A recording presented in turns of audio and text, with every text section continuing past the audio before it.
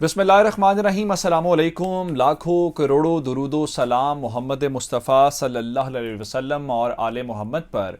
मैं हूँ उमर दराज गोंदल और आप मेरा यूट्यूब चैनल देख रहे हैं। नाजरीन, आज जो इस वक्त सबसे बड़ी खबर है वो अमरीका और तालिबान से मुतल्लिक है, जिसको आप कह सकते हैं कि तालिबान को लेने के देने पड़ गए हैं। जब हम ये कह रहे हैं कि लेने के देने पड़ गए हैं तो इसका मतलब क्या है कि तालिबान के वजीर दिफा और तालिबान हुकूमत जो धमकियां दे रही थी, उस धमकियों के ऊपर बराह रास्त अमरीकी जो पेंटागन है उसका जवाब आ गया है कि आप ज़रा तहम्मुल से काम करें, आप ज़रा बैठ के अपने मामलात को सोचें, आपका जो ख्याल है ऐसा नहीं होने वाला। और ख़ासकर धचका लगा है तालिबान को, जो वो कह रहे थे कि हम फ़ज़ाइया बनाएंगे, हम अपने तैयारे वापस हासिल करेंगे, उस हवाले से बड़ी गड़बड़ हो गई है। दूसरी बात यह है कि तालिबान के वजीर आज़म ने पहली प्रेस कॉन्फ्रेंस की है जिसमें उन्होंने दुनिया से तो मुतालबा किया ही किया है, लेकिन जो इस्लामी ममालिक हैं उनको ताना भी दिया है, उनसे कहा है कि कम अज़ कम इतनी हिम्मत तो पैदा कर लो कि चलो बाकी दुनिया हमें तस्लीम नहीं करती तो तुम लोग तो पहल करो। लेकिन वो कैसे करें, इस हवाले से भी आपको बताएंगे। और फिर तीसरे नंबर पर चल के जो खबर है वो जहां बहुत सारी बुरी खबरें आती हैं पाकिस्तान और अफगानिस्तान के दरमियान आजकल, उसमें एक और अच्छी खबर यह आई है कि तालिबान की हुकूमत ने मंजूरी दे दी है। और अब खबर यह है कि पाकिस्तान और अफगानिस्तान के दरमियान ट्रेन सर्विस शुरू होने वाली है और इसको पाकिस्तान को इस हवाले से बाकायदा ग्रीन सिग्नल दे दिया गया है। और इस ट्रेन सर्विस का क्या मतलब लिया जाएगा और पाकिस्तान को सेंट्रल एशिया तक जो रसाई है उसका एक देरीना ख्वाब पूरा होता हुआ नजर आ रहा है, और उस ख्वाब के पूरे होने से पाकिस्तान की मैशत के ऊपर क्या फर्क पड़ेगा, ये तमाम डिटेल्स आपको दूंगा। लेकिन अगर आपने अभी तक चैनल सब्सक्राइब नहीं किया और आप चाहते हैं कि आपको मुस्तनद और बरवक्त खबरें मिलती रहें तो हमारा चैनल सब्सक्राइब कर लीजिए, बेल आइकन के ऊपर क्लिक कर लीजिए ताकि हमारी आइंदा आने वाली वीडियोस बर वक्त आप तक पहुंचते रहे।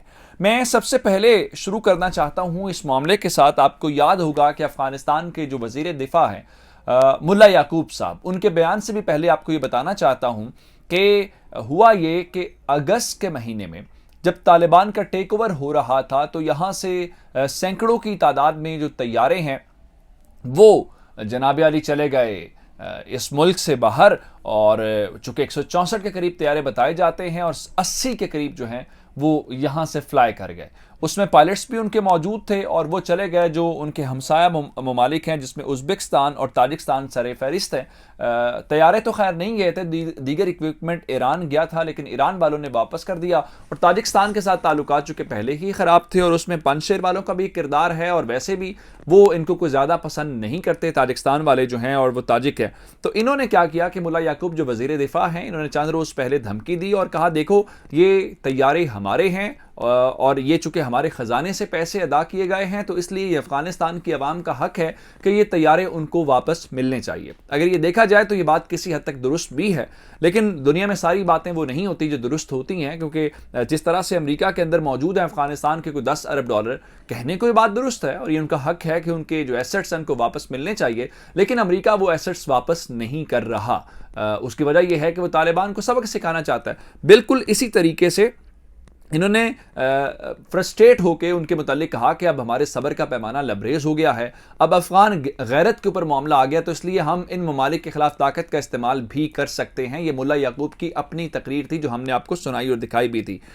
जिसके बाद ये भी खबर आई कि जो तालिबान हैं उन्होंने इन ममालिक के साथ यानी उज़्बेकिस्तान और ताजिकिस्तान के साथ बातचीत का आगाज़ किया है, गुफ्तगू इनिशिएट की है। और इस गुफ्तगू के हवाले से बात सिर्फ और सिर्फ ये थी कि वो तैयारे हम वापस चाहते हैं, हमारा और तो कोई मसला ही नहीं है। लेकिन इस वक्त जो खबर है वो खबर ये है कि अमेरिका ने आके जिसको कहते हैं रंग में भंग डाल देना, वो वाला काम किया है। वो रंग में भंग डालने से मुराद ये है, उन्होंने जॉन कर्बी जो हैं वो पेंटागन के स्पोक्स पर्सन हैं, उन्होंने एक प्रेस कॉन्फ्रेंस की है, उनसे ये सवाल हुआ कि आप ये बताइए जो तैयारे हैं उज़्बेकिस्तान और ताजिकिस्तान के अंदर, इस हवाले से क्या अमेरिका का रद्द-ए-अमल है।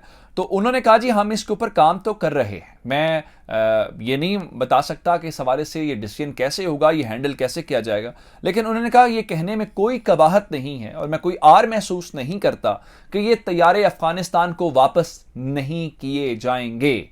इसमें अटैकिंग जो एयरक्राफ्ट है वो भी मौजूद है, हेलीकॉप्टर्स भी मौजूद हैं। उन्होंने कहा हम ये किसी तौर पे ये इजाज़त नहीं देंगे कि ये तैयारे जो हैं वो अफगान तालिबान इस्तेमाल करें, जिसका मतलब ये है कि इनके लिए बड़ा धचका है जो ये अप्रोच अपनाए हुए थे कि डराने धमकाने से वो वापस कर देंगे, क्योंकि उज्बेकिस्तान और ताजिकिस्तान दोनों ये चाहते हैं कि अगर अमेरिका उनको ग्रीन सिग्नल दे तो बजाय इसके कि वो तैयारे वापस करें अफगानिस्तान को, वो तैयारे खुद इस्तेमाल करना चाहते हैं। तो अब कम से कम यहां पर उन्होंने ये तो कहा है कि ये नहीं करने देंगे। एक और रिपोर्ट सामने आई जिसमें मालूम ये होता है कि ये जो तैयारे निकाले गए थे ये पूरे प्लान के साथ और एक पूरी स्ट्रेटेजी के साथ सारा कुछ किया गया था।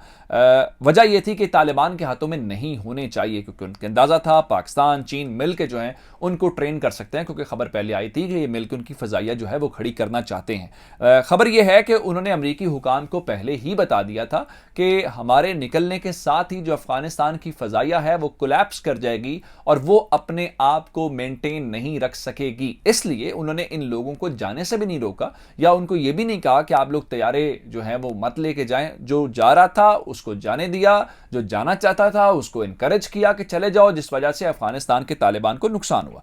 अब तालिबान के लिए मुश्किल मामला इसमें यह है कि एक जानिब वो इनको धमकियां देके इनके खिलाफ कार्रवाइयां करना चाहते हैं और दूसरी जानिब वो कार्रवाई कर भी नहीं सकते। उसकी क्या वजह है? उसकी वजह यह है कि वो बैनुल अक़वामी बरादरी से चाहते हैं कि उनको तस्लीम किया जाए, उनको स्टेट रिकग्निशन मिले। अब जो उनके वजीर आज़म हैं मुल्ला हसन अखून, उन्होंने अपनी पहली इक्तसादी प्रेस कॉन्फ्रेंस की है। आपको मालूम है कि उन्होंने पहला बजट अप्रूव किया है और बजट के हवाले से वो ये कह रहे हैं चूंकि पिछली हुकूमत इमदाद के ऊपर चलती थी, वो सिस्टम था, वो सिस्टम कोलैप्स कर गया है, इसलिए अब वो आलमी इदारों से अपनी बात मनवाना चाहते हैं और दूसरी तरफ इनसे लड़ना भी चाहते हैं। तो आप अगर लड़ेंगे सेंट्रल एशियन स्टेट से तो रशिया आपको एक्नॉलेज कैसे करेगा? आप पाकिस्तान से लड़ेंगे तो कैसे करेगा?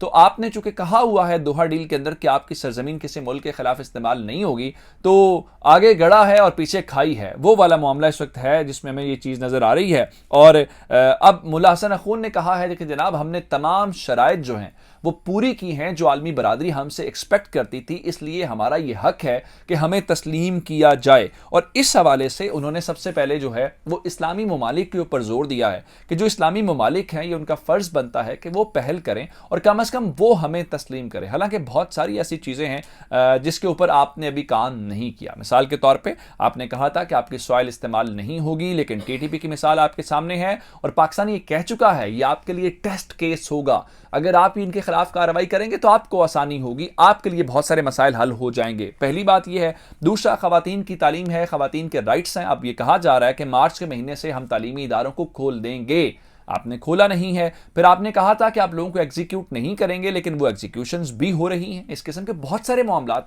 हम कोई जजमेंट नहीं इसके ऊपर दे रहे, लेकिन मैं इंडिकेटर्स आपको बता रहा हूं कि ऐसे ये कुछ मुतालिबात थे दुनिया के जब आप ये कह रहे हैं और चूंकि आपने काम नहीं किया तो आप ये चाहते हैं जो आपने नहीं किया लेकिन इस्लामी दुनिया जो है वो आपको पहल करे। अब मैं आपको तीसरी खबर देना चाहता हूं जो कि एक अच्छी खबर है, जो गुड न्यूज़ है। मैंने आपको तापी गैस पाइपलाइन मंसूबे के मुतालिक बताया था जो तुर्कमानिस्तान से होता हुआ अफगानिस्तान, पाकिस्तान और इंडिया जाएगा और उसमें मैंने आपको बताया था $500 मिलियन की जो रेवेन्यू है वो जनरेट होगी और तालिबान जो है उन्होंने कहा अगर हम कोई भी कुर्बानी देनी पड़े तो हम ये मंसूबा मुकम्मल करेंगे। अब ये एक पॉजिटिव, एक गुड विल जेस्चर था।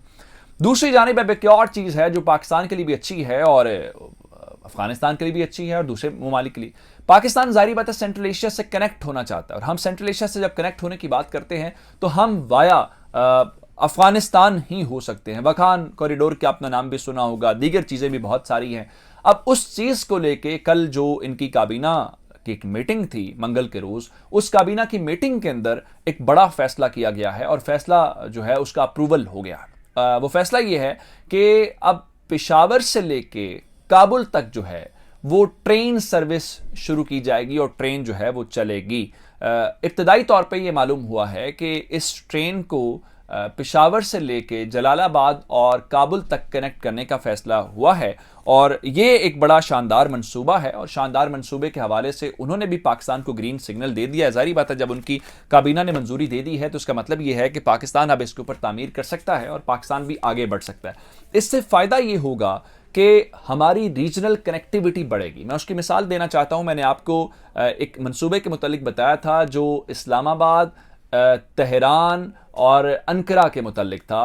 इस्तांबुल के मुतालिक था, और वो एक ट्रेन सर्विस है जो हम वाया सी ट्रेड करते हैं, उसमें वो कम होके तकरीबन उसमें कोई आधा उसकी कॉस्ट और आधा जो टाइम है वो कम हो जाता है। उसी तरह से ये भी एक होगा, और हमें सेंट्रल एशियन स्टेट्स तक चूंकि हम ट्रेड चाहते हैं, हमारे ताल्लुकात भी हैं, तो वहां से आगे जाना हमारे लिए ज़रा और आसान हो जाएगा, उसकी कॉस्ट भी कम हो जाएगी, बाकी चीज़ें बेहतर हो जाएंगी। तो ये पॉजिटिव डेवलपमेंट है। अब तक के अपडेट्स ही मुझे उमर दराज गोदल को फेसबुक, ट्विटर, इंस्टाग्राम के ऊपर फॉलो कर सकते हैं। मेरा यूट्यूब चैनल सब्सक्राइब कीजिएगा। आपकी इस बातों का बहुत शुक्रिया। खुदा हाफिज़।